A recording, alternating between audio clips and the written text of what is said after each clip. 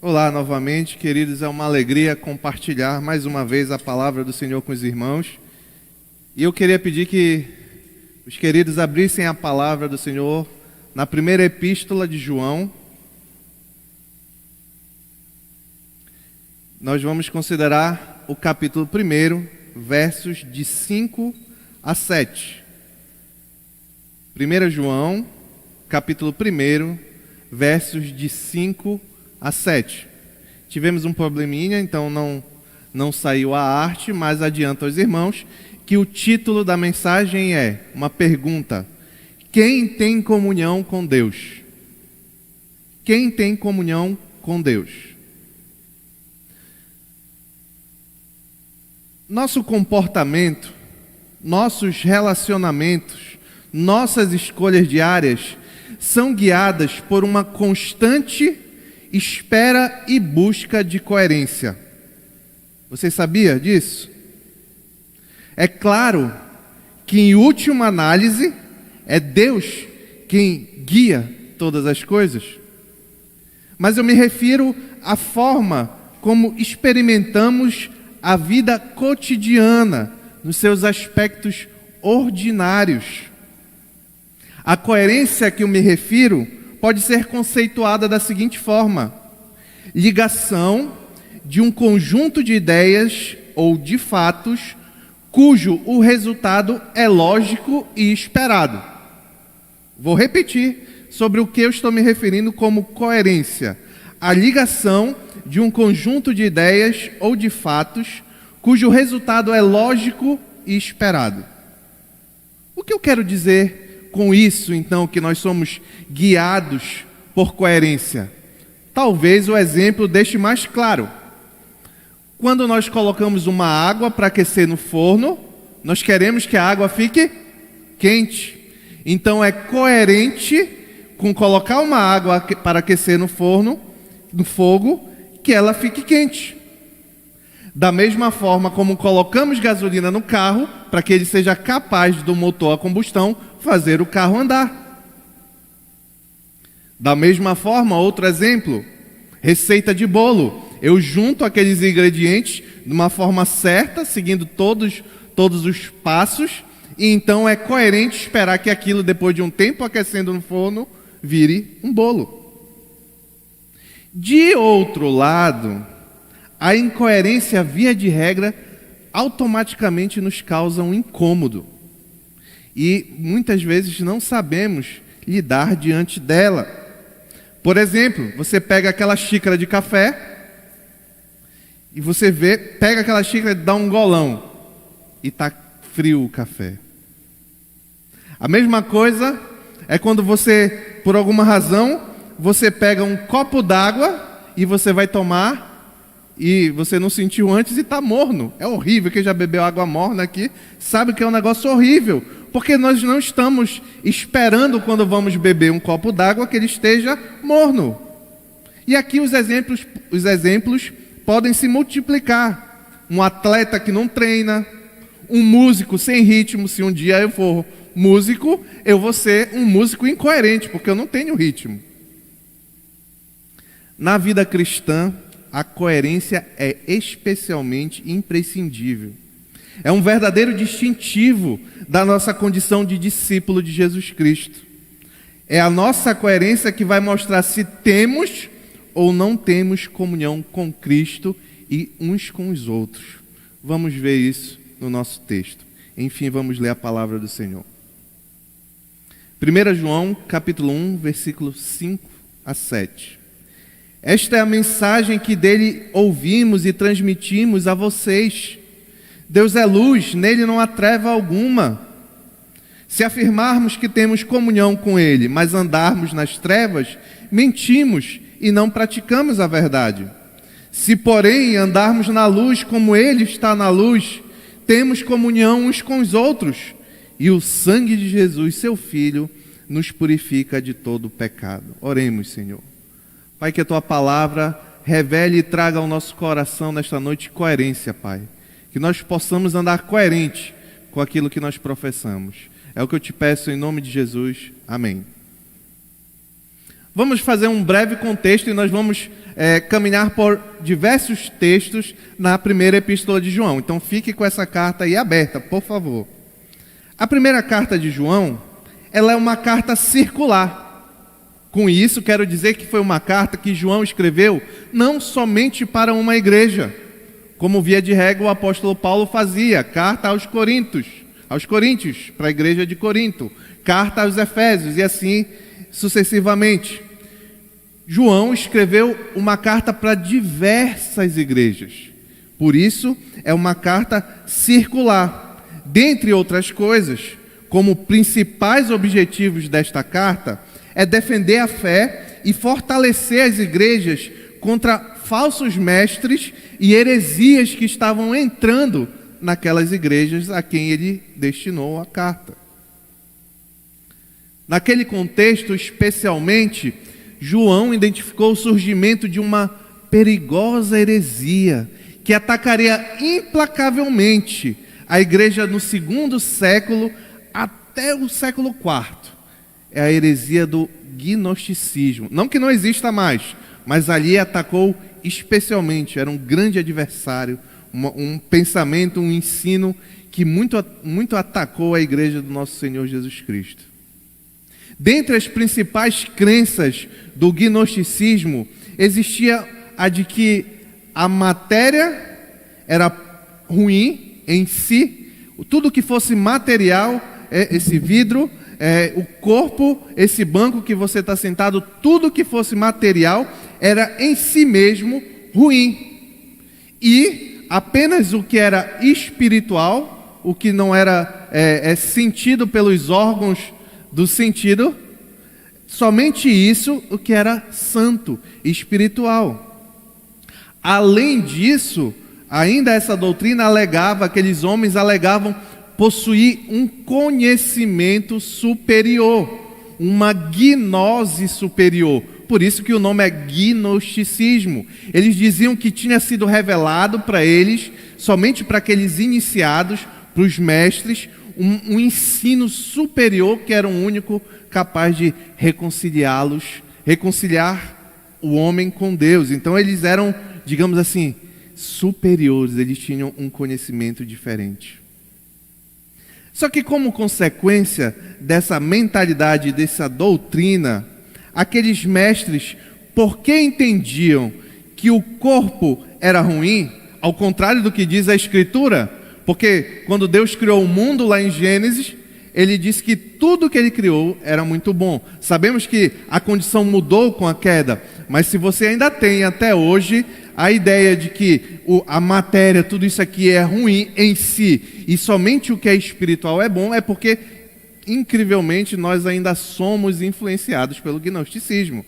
Na verdade, Deus criou um mundo todo. Então, tudo que Deus criou era muito bom, caído em pecado, mas sendo redimido em Cristo Jesus. Como consequência, então, por entender que o corpo era ruim em si, aqueles homens ensinavam e viviam de duas formas completamente opostas. É muita incoerência junto. Uma, eles diziam o seguinte: como o corpo é ruim, eu vou viver de forma ascética. O que isso quer dizer? Me autoflagelando, fazendo longos jejuns, me colocando em condições que a minha carne sofresse. Porque a minha carne é ruim, então eu vou fazer com que ela sofra. Uma parte desses homens agiam assim e ensinavam isso. Do outro lado, a outra parte ensinava o seguinte: como o meu corpo é ruim, então não tem mais jeito para ele, eu vou viver em libertinagem e promiscuidade. Muita incoerência, né? Até por ensino maluco deles é muita incoerência. É nesse contexto que João escreveu o texto que nós acabamos de ler. E o primeiro ponto que eu queria destacar nessa noite é Deus, o padrão de coerência. Está lá no verso 5, vou ler novamente. Esta é a mensagem que dele ouvimos e transmitimos a vocês. Deus é luz e nele não há treva alguma. Neste primeiro verso que vamos considerar hoje, o objetivo de João é mostrar o paradigma, o modelo, o padrão a ser seguido. E é Deus, o foco no verso 5 do apóstolo João é revelar Deus, características, atributos de Deus. Para isso, João começa deixando claro algo, que a mensagem que ele anuncia, esta é a mensagem que dele ouvimos. Ou seja, que a mensagem que ele anuncia não é fruto de exercício pessoal ou de descoberta, ou não é um conhecimento, uma gnose especial que ele possui, mas sim de revelação, mas sim recebido por revelação de Cristo Jesus. Qual era então essa mensagem que foi revelada a João? Volta um pouquinho no texto, no capítulo 1, versos 1 e 2, que nós vamos ter um sobrevoo aqui sobre a mensagem a que o verso 5 se refere. Olha a mensagem. O que era desde o princípio, o que temos ouvido, o que temos visto com nossos próprios olhos, o que contemplamos, o que as nossas mãos apalparam com respeito ao verbo da vida. E a vida se manifestou e nós a temos visto e dela damos testemunho. É isso, está aqui a mensagem. E vos anunciamos a vida eterna, a qual estava com o Pai e nos foi manifestada. Como consequência de a mensagem a que João ensina, foi revelado ter sido revelada por Jesus Cristo, então essa é uma mensagem que não é sujeito a modificação e alteração conforme o juízo de qualquer um que seja. Foi o próprio Deus que revelou em Jesus Cristo. Por isso ele diz, essa é a mensagem que deles ouvimos e transmitimos a vocês. Só que agora, na sequência, ele vai tratar do conteúdo da mensagem. O que foi que Jesus revelou aos apóstolos durante seu ministério? Especialmente ao apóstolo João. Está na sequência aí do verso 5. Deus é luz, nele não há treva alguma. O ensino das Escrituras acerca de Deus é que Ele é luz. A luz ilumina, aquece, purifica, se alastra. Ela traz o conhecimento da verdade, resplandece nas trevas da ignorância e do pecado. Observe, meu querido, que o texto não diz que Deus é uma luz em meio às outras luzes, nem que Ele é portador da luz, nem que a luz é uma das características de Deus. Não, o texto diz que Deus é a luz. Deus, embora tenha criado luz, nós estamos iluminados por luz, Ele é a luz não criada. Agora, com que sentido João destaca esse atributo de Deus? Nós já vimos aqui algumas vezes, eu sempre enfatizo, que atributo de Deus não é algo que Deus faz. Atributo de Deus é algo que pertence ao ser de Deus, ao que Ele é. Então, o que João quer destacar quando ele diz que Deus é luz? Deus é luz no sentido de sua perfeição moral absoluta. Deus é santo e puro, não há mácula em seu caráter. Ele é puríssimo em seu ser, em suas palavras e em suas obras. Não há treva alguma escondida em Deus, nem sombra de qualquer coisa pecaminosa. Nós sabemos, e agora vamos pensar aqui com o apóstolo João, nós sabemos que é impossível para o homem, por conta própria, obter conhecimento de Deus, salvo se Ele se revelar. E qual foi a revelação? Quem foi que revelou esse ensino aqui a João? O próprio Jesus Cristo. Olha o que o mesmo apóstolo João diz no evangelho dele, no capítulo 8, verso 12, um texto muito conhecido dos irmãos. Cristo afirmando: eu sou a luz do mundo. Avançando um pouco no evangelho de João, lá no capítulo 14, verso 9, ele é a luz do mundo, né? E aí ele respondendo uma pergunta que perguntaram para o nosso Senhor Jesus Cristo, para ele mostrar o Pai, ele respondeu: você não me conhece, Filipe? Mesmo depois de eu ter estado com vocês durante tanto tempo, quem me vê, vê o Pai. Como você pode dizer, mostra-nos o Pai? Então João viu que o Pai era a luz, porque ele viu a luz em Jesus Cristo. Em Jesus, vemos a luz eterna de Deus. Do momento do seu nascimento até a sua ressurreição, a vida de Jesus foi plena luz, perfeito em santidade, à semelhança do Pai. Como consequência desta santidade, João conclui o verso 15 com uma sentença enfática negativa: nele não há treva alguma. Deus e o pecado são absolutamente opostos. Qualquer um que tenha comunhão com Deus não pode estar nas trevas. Tem uma forma de enxergar isso de forma bem clara. Imagine um quarto vazio. No meio da noite é um escuro total. Você aperta no disjuntor, acende a luz domina tudo. Não há espaço para a escuridão ali. É isso que João está ensinando. Onde há Deus, habita a luz santa e pura, e não há treva alguma. O que isso tem a ver conosco? Algumas coisas. Mas, primeiramente, vamos seguir o ritmo e o roteiro do apóstolo João. O foco desse ensinamento neste primeiro verso que consideramos não está em nós, mas está em Deus e no conhecimento de Deus. Isso é muito importante, porque na medida que conhecemos algo, melhor nos relacionamos e sabemos lidar com esse algo. Então, na medida que conhecemos a Deus, conforme Ele revelou nas Escrituras, melhor sabemos nos relacionar e lidar com Deus. Isso é básico para tudo na vida. Você que, por exemplo, tem um celular, ganhou um celular novo, você não sabe mexer muito bem ainda, mas com o tempo, na medida que você conhece, você vai sabendo usar da forma devida. Isso serve para tudo na nossa vida. Quando você conhece uma pessoa, você não sabe lidar, se relacionar corretamente, você não se sente à vontade com aquela pessoa, mas na medida que você vai avançando no conhecimento, as coisas melhoram. Com Deus não é diferente. A consideração de que Deus é santo, é luz pura, deve trazer ao nosso coração alguns sentimentos importantes, deve trazer à nossa mente alguns direcionamentos importantes. Primeiro, reverência. Devemos ser reverentes a Deus. Deus é santo, separado de todas as coisas, em santidade.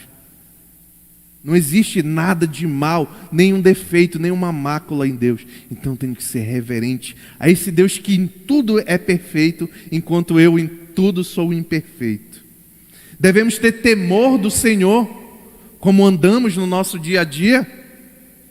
Eu devo temer, eu estou diante do Deus que é santo, puro, a própria luz, e nenhuma treva tem comunhão com Ele. Devemos ser reverente e ter respeito com a igreja do nosso Senhor. Foi Ele que fundou essa instituição. Nós estamos aqui quebrando o galho temporalmente. Depois, daqui a 100 anos, todo mundo já morreu, já é outra leva. Mas a igreja é de Deus. Devemos ter respeito, devemos ter reverência, cuidado, zelo pela igreja do Senhor. Isso, saber dessa realidade, conhecer um pouco mais de Deus nessa direção, deve abrir nossos olhos para o critério de julgamento para todas as coisas.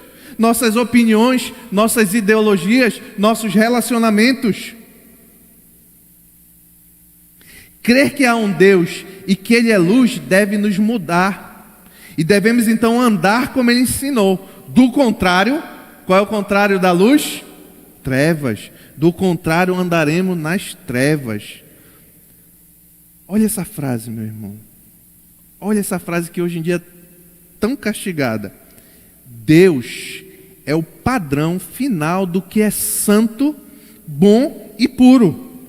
Logo, é santo, bom e puro o que Deus diz que é santo, bom e puro, e não o que você ou eu achamos, porque Ele é que é a luz.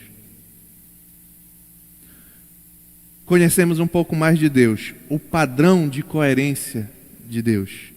Agora vamos ao segundo ponto, que está lá no verso 6.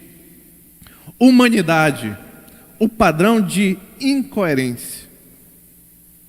Verso 6. Se afirmarmos que temos comunhão com Ele, mas andamos nas trevas, mentimos e não praticamos a verdade. Olha como João vai mudar o foco. Primeiro ele focou em Deus, agora ele vai focar em nós. João vai focar agora nos destinatários daquela carta, aos cristãos.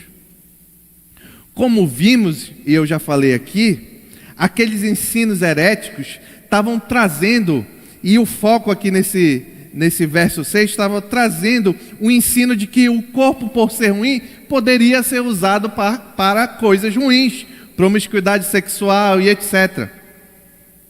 João busca mostrar então um contraste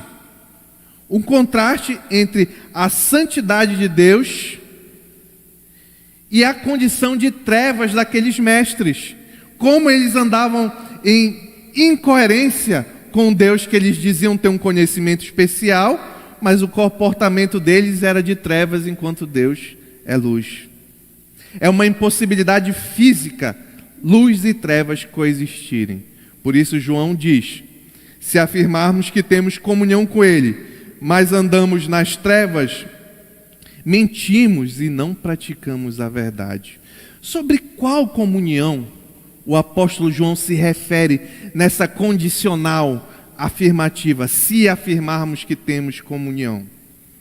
Essa maravilhosa comunhão é com o Pai e com o Filho, Jesus Cristo. Onde está escrito isso? Vai lá no verso 3, volta um pouquinho.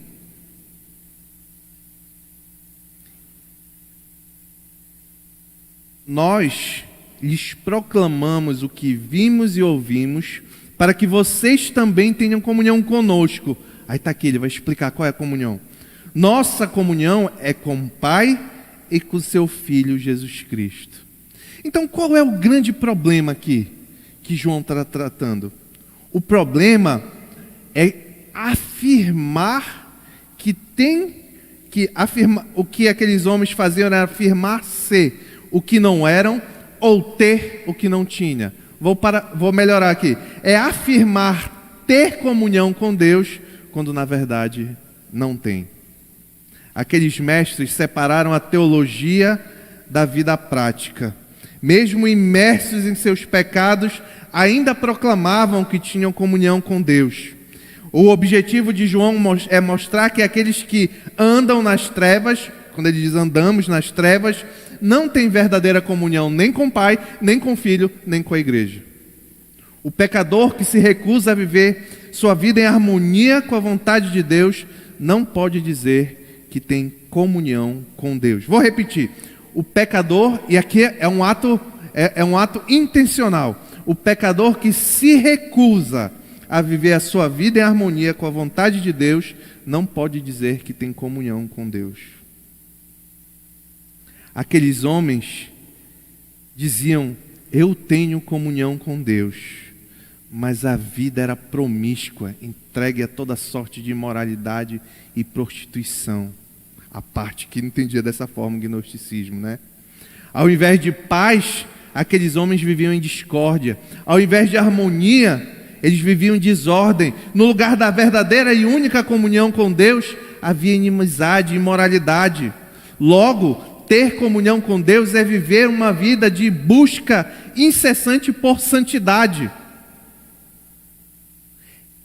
A argumentação do apóstolo João é que o homem que fala uma coisa, mas faz outra, mente. O homem que diz com seus lábios algo, mas anda de outra forma, é um mentiroso. Por isso ele termina o verso dizendo: mentimos. Mente quem faz isso e não pratica a verdade. O que isso tem a ver comigo e com você? Tudo. Essa é a nossa luta. Viver conforme o que nós professamos. Quem aqui, e digam amém firme, quem aqui professa ter comunhão com Deus, diz amém. Pronto, essa é a nossa confissão. Termos afirmado então, eu e vocês, ter comunhão com o Pai, com o Filho e com a Igreja. Ou melhor, nos afirmamos cristãos. Então, se a resposta a essa pergunta é sim, e a resposta foi sim, eu acho que de 100% de todos, assim eu espero, nosso comportamento, então, é coerente com essa confissão? Avalie cada um, avalie seu próprio coração, eu estou aqui avaliando o meu. Será que o nosso comportamento é coerente com essa confissão? Eu vou citar alguns exemplos, e isso aqui poderia se multiplicar infinitamente. Primeiro, na nossa vida digital. Será que como eu atuo nas minhas redes sociais ou o que eu escrevo nos meus grupos de WhatsApp é compatível com essa confissão que eu estou fazendo? Será que a minha vida sexual é compatível com ela? Será que a forma como eu me relaciono, e aqui é para todo mundo estar se autoexaminando, será que a forma como eu me relaciono com dinheiro, o que eu faço para ter dinheiro, é compatível com essa confissão?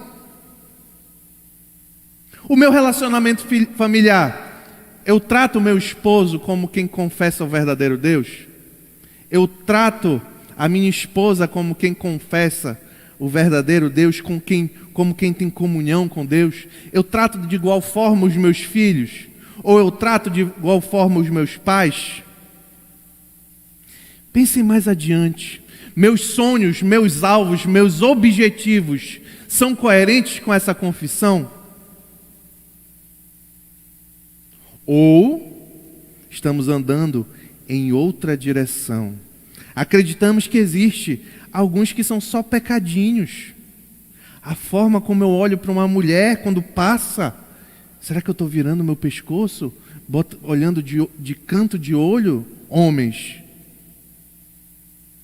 Será que no trabalho, ou na faculdade, ou na escola, eu ando flertando? Somente para satisfazer meu desejo de sensualidade? Será que eu tenho o hábito de falar palavrões? Será que eu escrevo? Eu não falo, não pastor, eu não falo palavrão. De vez em quando eu mando no WhatsApp, mas falar eu não falo. É a mesma coisa. Note que João destinou essa carta, não é para ímpio não. Não é para descrente, é para crente. Infelizmente, muitas vezes, pensar e falar não significa necessariamente viver. E é aí que está a ignorância. Se estamos conformados com uma prática ou pensamento pecaminoso, talvez não tenhamos a comunhão que acreditamos ter. O mesmo critério, olha esse detalhe importante, o mesmo critério que é observado no micro individualmente, deve ser observado no macro.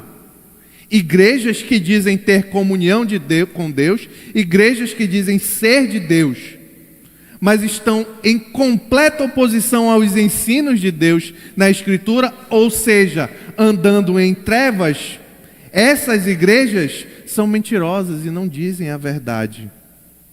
Como, por exemplo, igrejas que defendem que a Bíblia não é a palavra de Deus inerrante, como tem sido dito aqui, culto após culto, por todos os pastores. Igrejas que dizem que a Bíblia tem que ser atualizada, contextualizada. Igrejas que adoram ídolos. Nós vivemos numa cidade que ocorre uma das maiores manifestações idólatras do mundo. E é uma igreja que professa ter comunhão com Deus.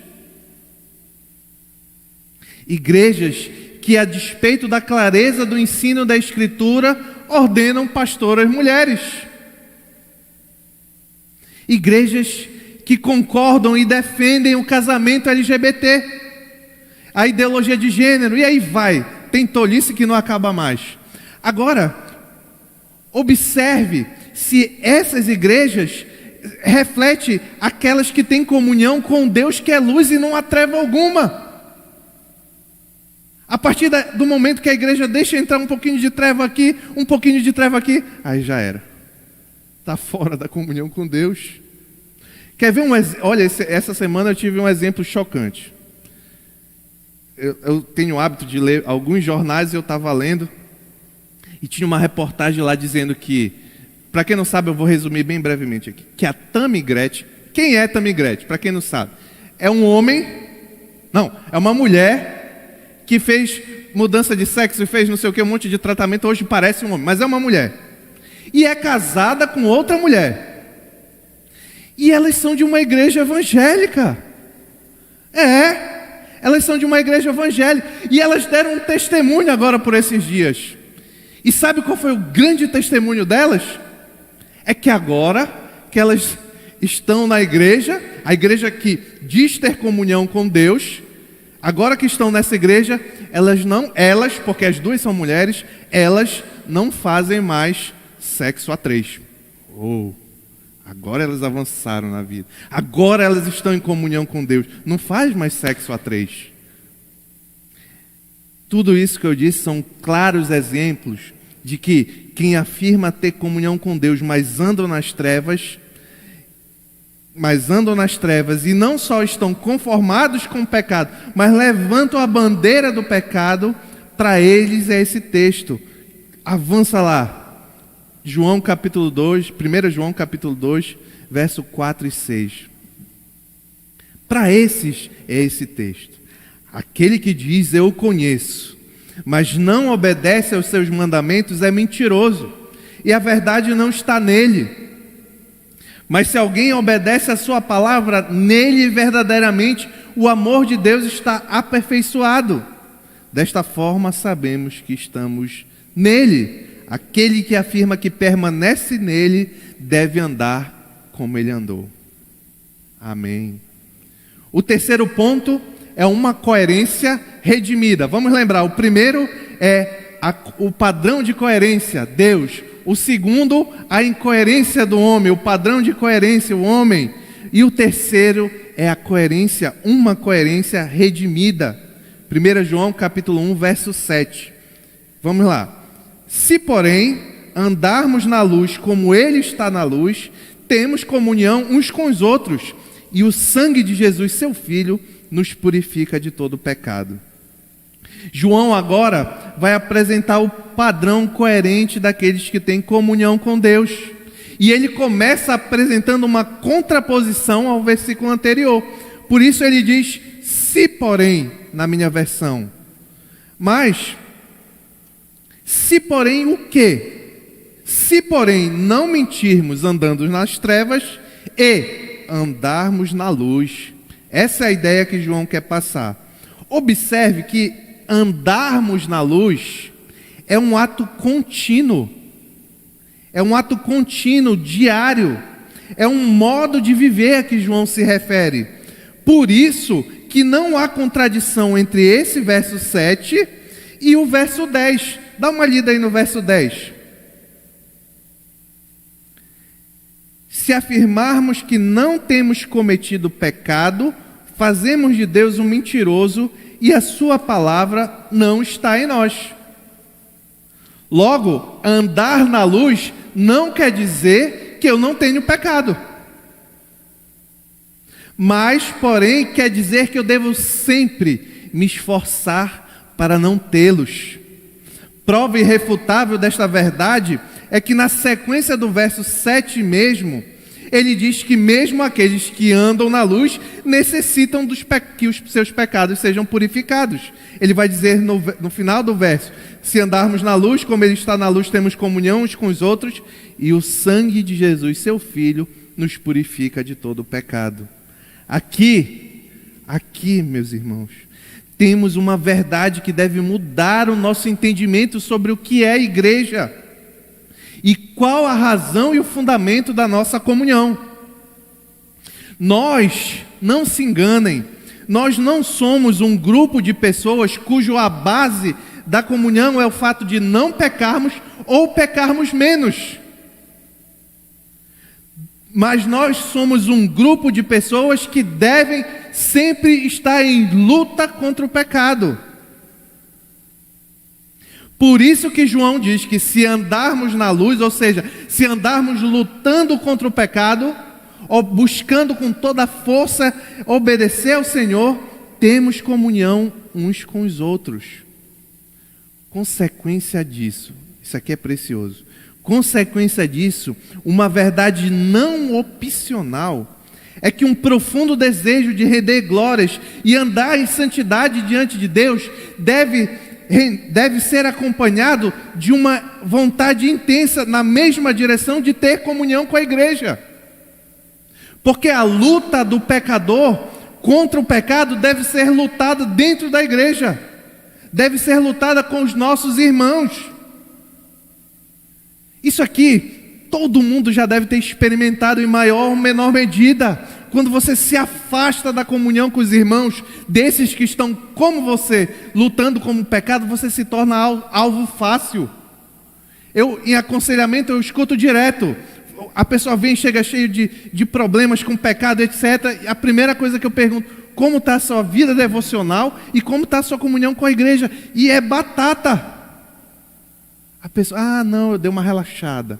Pois é, aí o pecado entra. Porque dentre algumas coisas, Deus criou a igreja para que nós lutemos juntos para andar na luz. Ou nós lutemos juntos contra o pecado.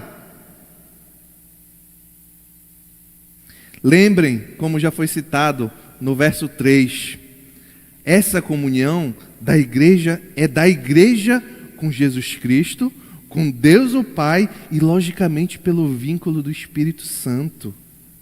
Na parte final do verso, vemos como a incoerência, enfim, é redimida. Diz, o sangue de Jesus, se andar na luz, o sangue de Jesus, seu Filho, nos purifica de todo pecado. E aqui está a nossa esperança. Jesus nos purifica e nos apresenta lutadores contra o pecado, mas pecadores, como igreja gloriosa, sem mácula, nem ruga, nem coisa semelhante, porém santa e sem defeito, não por causa de nós, mas pelo sangue de Jesus Cristo. Efésios 5:27. O pecado pertence ao mundo das trevas e não pode entrar na esfera da santidade.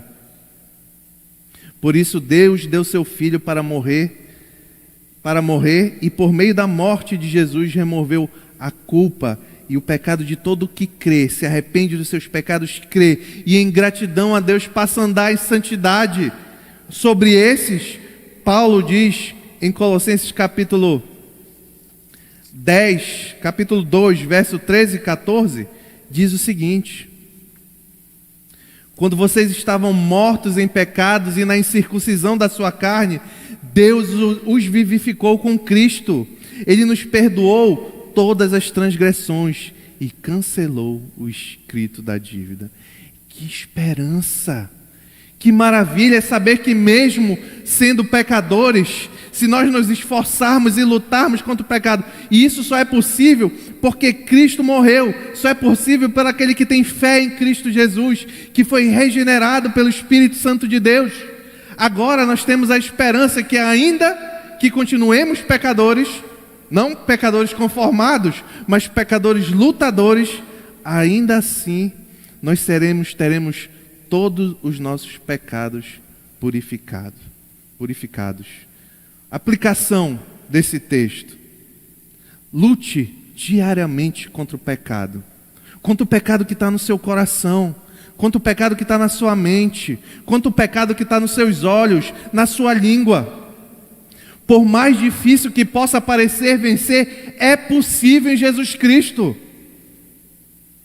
Eu tenho certeza que todo aquele que se dedicou, que crê, confia em Cristo, já venceu algum pecado.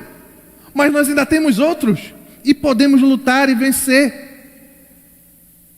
Busque comunhão com a igreja, com seus irmãos nessa batalha.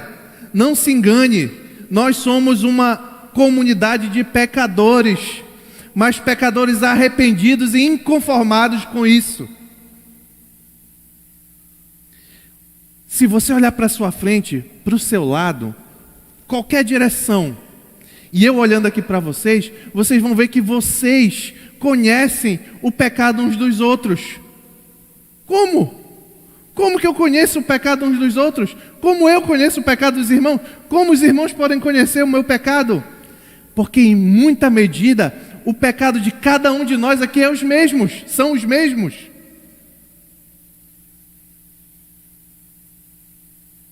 Longe da comunhão da igreja, nós somos alvos fáceis. A nossa única esperança é termos comunhão com Jesus Cristo.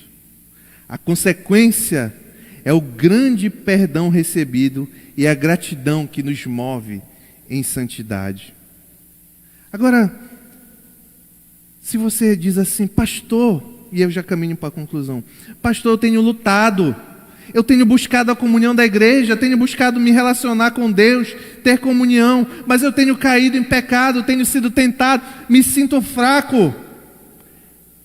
Então recebe, meu irmão, nessa noite, o amor e o encorajamento do apóstolo do amor, João. 1 João capítulo 2, verso 1 e 2. Filhinhos meus, estas coisas vos escrevo para que não pequeis.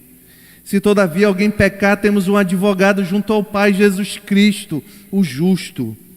E Ele é a propiciação pelos nossos pecados, não somente pelos nossos próprios, mas ainda pelos do mundo inteiro. A Ele seja toda a honra, toda a glória, para sempre. Amém.